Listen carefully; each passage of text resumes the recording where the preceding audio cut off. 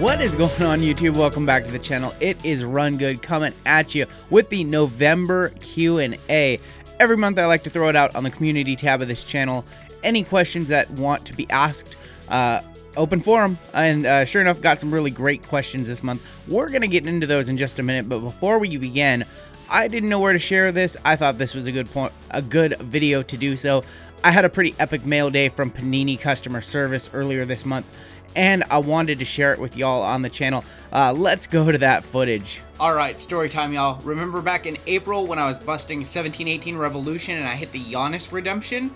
So I didn't buy a Tiger with my stimulus check, but I probably bought the next best thing. And our redemption is gonna be, oh my gosh, expires 7/5/19, and it's Giannis Antetokounmpo.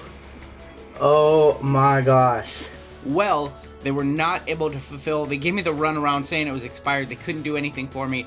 Last week, they offered me 2,500 Panini points, and I said, turn that some sideways and stick it straight up, you candy.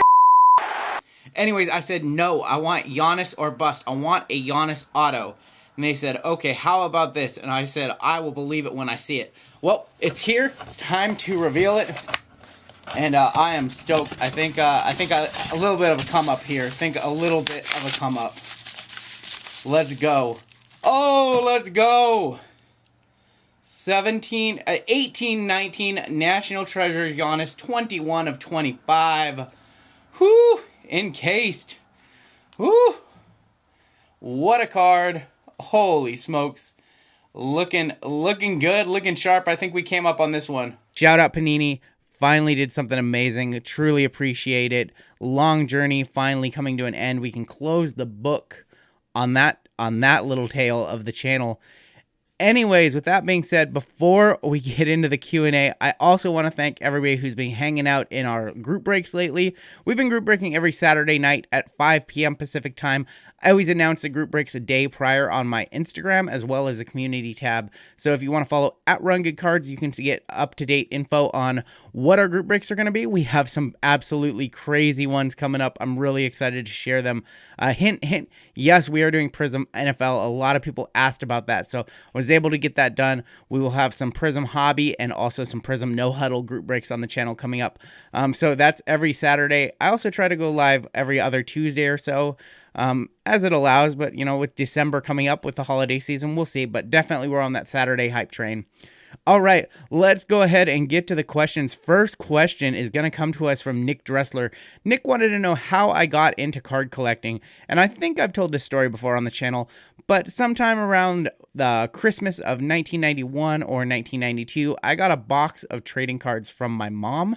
I liked sports at the time. I was always going to be a big sports fan. I loved pro wrestling. Hulk Hogan was like my hero when I was a little kid.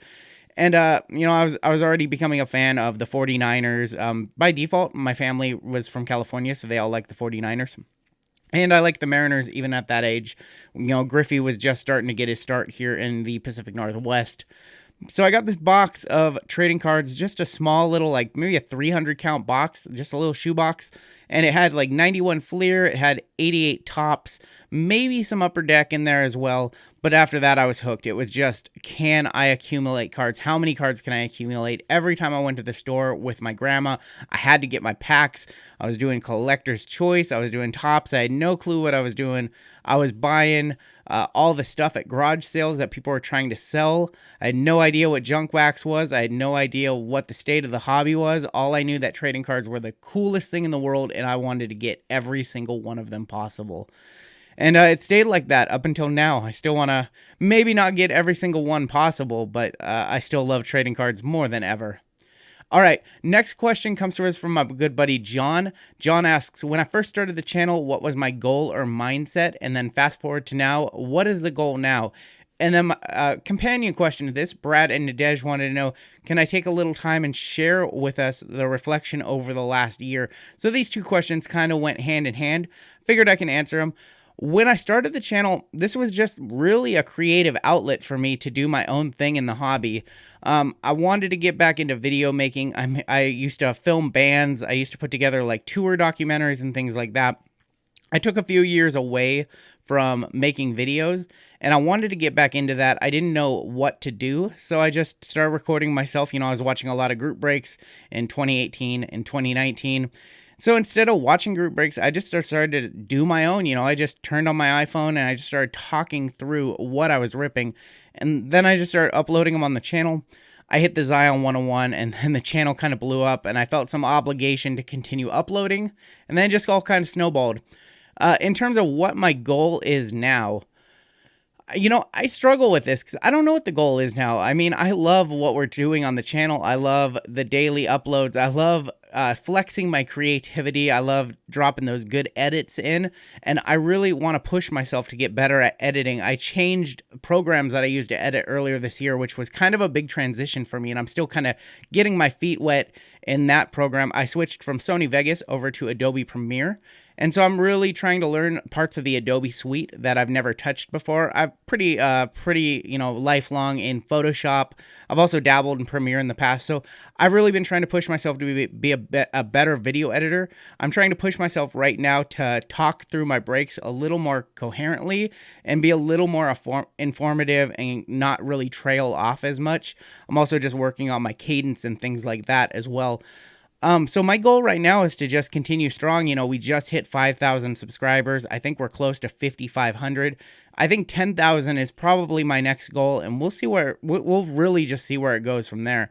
And then over the last year, man, I cannot thank everybody enough for the support. It has been a wild ride. The reflection is, I never expected any of this. I went into doing YouTube with zero expectations. I didn't care if anybody watched my videos. It was just for me, really. And from there, it kind of blossomed into what it is today. You know, just, whew, it's overwhelming sometimes, the amount of support that I get. And it's also absolutely wild when we're doing a group break and we have 150 people watching. And it's just kind of like, wow, I kind of have a spotlight on me that I didn't expect. But I'm grateful for it every moment. You know, it's, people have their time. I know the world's a crazy place right now, and people can, you know, we have finite amount of time on this earth. And so that so many people want to spend some time watching what I do. That's just absolutely remarkable. And I'll never take that for granted. All right, Brazo Breaks asks, what is the best investment of a card you made? And this one's pretty easy to me. Gotta go back to 2017, the summer of Aaron Judge, the rise of the Judge in New York. I picked up a first Bowman Chrome blue autograph from 2013 of Judge. It was raw. Those are numbered to 150. I sent it in for 5-day. It looked very, very clean. I sent it in for 5-day on BGS.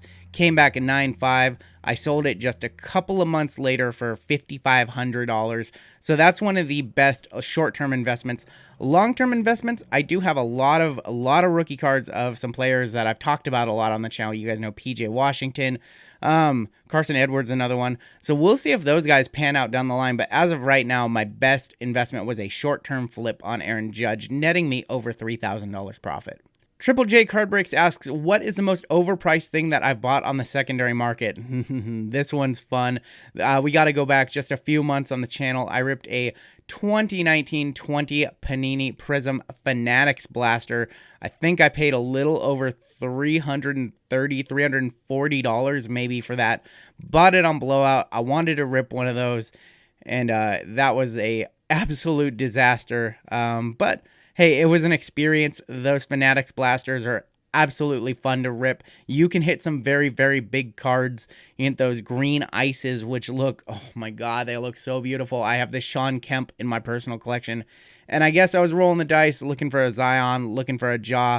I think my best card was like a Jalen Noel rookie, which I think I got like, I don't know, 40, 50 bucks back, but that was a big, big crash and burn. Him XYMO asks, besides yourself and Pac-Man, what other card YouTubers do you follow? I follow all the big ones. You guys know Phil's Pools. I like checking out Jabs from time to time. Pac-Man's awesome. Smaller channels, you know, I like Philmington. I like Bowman 1951. Oli-MOON Collectibles is great. Up North Collectors. Cardi-C. I'm going to probably have to link all of these in the description. But all of these channels are just, they serve different purposes. They do different things. Cardi-C in particular is a mastermind when it comes to the financials. That's a very, very smart guy channel for trading cards. It doesn't do very many rips, if at all. But his content, I think, for only having 900 subs or whatever, he should have way, way more, because his content, top of the line. And then, of course, you got to get your fill of other rippers. How could I forget Shy City Pools? Shy City, one of my absolute favorites to watch. And I mean, there's just like a plethora. Sometimes I just let the algorithm decide after I get done watching, a Pac-Man video or a Phil's Pools video. It just puts it on somebody else.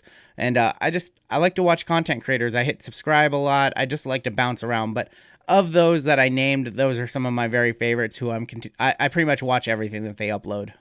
Average Daves asks, other than 1920 NBA Prism, what set do I look back on opening and wish that I would have appreciated more at the time?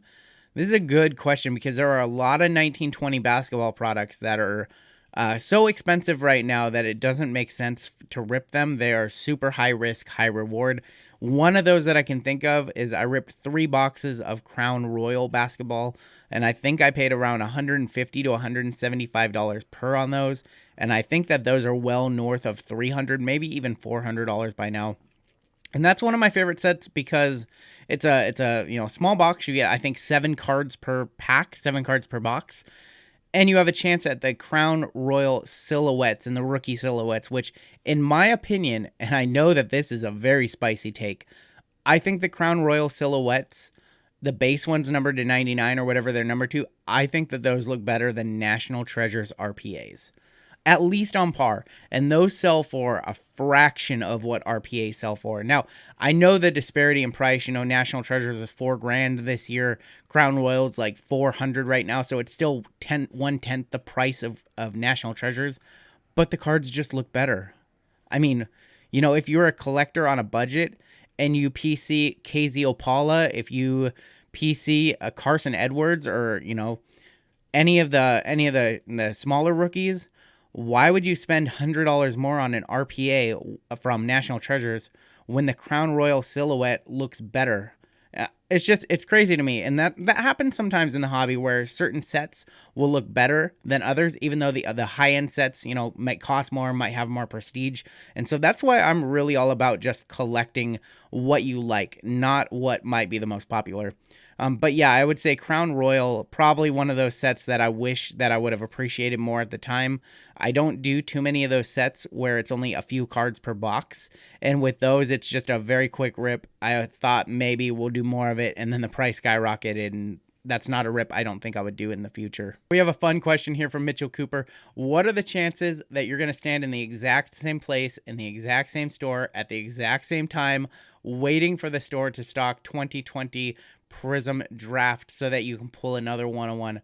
I think we've talked about this in the Prism Draft videos that I've uploaded. I am absolutely heartbroken this year that they have removed the 101s from the Prism Draft mega boxes. I broke it, guys. It's my fault. It's my fault. I blabbed my big mouth that I hit a Zion 101 out of a mega box, and they removed them all from the mega boxes and put them all in hobby, which means that you can't stand in stores. I mean, I guess I could find it locally. It's easier just to order it online. You typically get a better price online anyhow. So maybe I have to do more Prism Draft hobby in order to hit a 101 and keep the streak alive 2 years in a row. But I have seen everybody was joking that I was going to hit the LaMelo 101. And I've seen 2 of the LaMelo 101s be pulled. They've already surfaced. So I think there's maybe 2 or 3 more. I know there's 4 LaMelos in the base set plus some autographs. So I think there might be 2 more or 3 more 101s to surface. Who knows? Maybe I'll bust more hobby and maybe we can make that happen. All right, DJ asks, what do I think about the Walmart restock of Mosaic basketball recently? Are they reprints? I found 19 hangers just sitting on the shelves on November 17th. Yeah, this one caught a lot of people by surprise when Mosaic NBA just started showing up again at Walmart specifically. Not so much at Targets. I haven't seen any reports that they showed up at Target, but the mega boxes and the hanger boxes showed up at a lot of Walmarts, kind of sparking a frenzy. A lot of people waiting at their Walmarts, hoping that those products were a part of the restock. They even showed up in my town because I saw the little tags on the shelf. Never saw the product at all. So other people got to it before me. I don't think it's a reprint. It's not a reprint. Is it a second printing? We heard rumors back when Mosaic was first printing. There was a lot of production delays. Some Walmarts were getting it and some didn't. It was kind of a staggered release. And something leads me to believe that this wasn't necessarily a second printing, but really it just continued to have a staggered release. They had to print other other sets and continue the production schedule for other sets. I think that Mosaic was just a staggered print. It's not a reprint. It's not a second printing or anything like that. I think they got all the product out on the shelves that they wanted to, but because of, COVID concerns, and I believe that the printer may have even shut down for a little while, is from what I remember hearing back when Mosaic released in, was that May? So I don't think it was a reprint or anything. I just think that it was kind of a staggered release. Gustavo asks, what basketball product do I think long-term will have the most value? And I think the classics play in this case. I think you just have to look at Prism, especially older Prism sets that are quickly drying up. Right now, I think 17-18 and 18-19 Prism are probably the two that are going to skyrocket even higher. As crazy as it seems, as crazy as those hobby boxes, even those fast break boxes seem, I think that those are going to go higher. Obviously, 1920, I think, has a lot of room to grow. And I think, you just have to look at the classics. If you're looking to invest in sealed product, which I do think is one of the safer holds, sealed product can't tear an ACL. They say that about Charizard, Charizard can't tear an ACL, which is why the value, which is why it's such a stable card, whereas, a player like Kevin Durant can tear his, ACL, or Klay Thompson, and just the value of those cards can plummet, at least for the short term, until they get back on the court and they do something. Whereas with sealed product, unless you're buying into like a product that has a weak rookie class, that just can't happen. 17, 18, 18, 19, 19, 20, all strong rookie classes.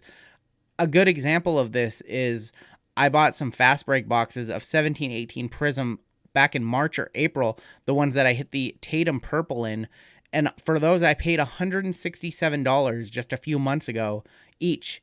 And now I looked at those boxes and they're like 700 plus. And that's the fast break. That's not even the hobby. So I think that Prism and National Treasures, probably not National Treasures so much just because it already has that very, very high price point. So it can't just like double overnight. Whereas Prism, there's always room to grow with that. And so if you're going to invest in sealed product, I think you have to go with Prism basketball. And our final question comes to us from Lowkey28, who asks, do you think that card prices will drop in the next year? And this is a very interesting question. This year with all the turmoil that's gone on in the economy and with shutdowns and closures, I think the general consensus was that the hobby might be in for a rough year, and we saw the exact opposite of that. The hobby really exploded this year when there was that period without sports, when people were just kind of, feeling nostalgic, wanting to get into something, wanting to remember it. The hobby has not seen this kind of growth probably in, 30 years. We have to go back to the 80s, the boom of the 80s and into the 90s. So this year has been kind of a revelation for the hobby. Everything is super hot. Now, will it cool off in 2021? I think the answer is no. And I think that one of the contributing factors is if you look at the schedules for sports, we have basketball starting up in just a couple of weeks with the preseason, so there is really going to be a very short window of no basketball. So we're going to have basketball all winter long to drive the basketball market. All of the sets, the big sets, are going to be coming out in March. Prism and NBA will hit. And then you look, we have football, we have the playoffs all winter long. Super Bowl will be played, in late January, early February. I've not looked at that schedule. So we're going to have tons of football action for the next couple of months. And then you get into baseball and basketball in the spring going strong. So we have a lot of sports. There's not going to be a whole lot of downtime. That's assuming that the leagues are able to continue and that they're able to play safely and not have delays, not have shutdowns and things of that nature. So if all goes according to plan, It looks like we're going to have sports, which means as long as we have sports on the TV, I think that is really going to drive the trading card markets forward. Now, you get into some of these lull periods like we just saw after the Lakers won the NBA Finals. Some basketball card prices started dipping. People started wondering, is this it? Did the bubble burst? Is it over? Is the run over? Cards dropped, 10, 25% in value. But it's just because the guys aren't playing. It's just, the same thing's going on with baseball right now. But you look in March when spring training kicks up, or when, if they don't do spring training, when the start of the season is just around the corner, all those rookie cards from 2020 who are down right now because it's the off season, they'll shoot right back up. And that's what I think. So I think we have a strong hobby going into 2021. And we'll see where it goes in 2022. And hopefully, as time goes on, this pandemic will get it more under control. That's my hope, that we can return to some sense of normalcy, or figure out what that even means anymore. And as long as we get that under control, as long as our lives return to normal, I think the hobby's here to stay for a long time. And that is going to do it for this edition of the Q&A. I will go ahead and throw the questionnaire up towards the end of this month. We will do one final Q&A to wrap up 2020 as we go into 2021. I want to thank everybody who submitted questions. I also want to thank everybody who has supported this channel along the way in any form, even if you've only watched one video, or if you've watched every video, if you've been a subscriber since my videos back in January when I was ripping Prism NBA, or you're a subscriber now when you found me in the group breaks on Saturday nights. I truly appreciate everyone. It's been an amazing wild ride, as I like to say. If you want to come watch us group break, we're doing that every Saturday night at 5 p.m. Pacific time. We have a whole lot of fun on the live streams. I know they're new, so I like to raise awareness anytime I can. And if you're not a subscriber, man, go ahead and hit that subscribe button. Turn on those bell notifications. I'm uploading content almost daily, Monday through Friday. And then, of course, we have the live streams on the weekend. That is going to do it from me. Take care, stay safe, and we'll catch you next time on Down the Road.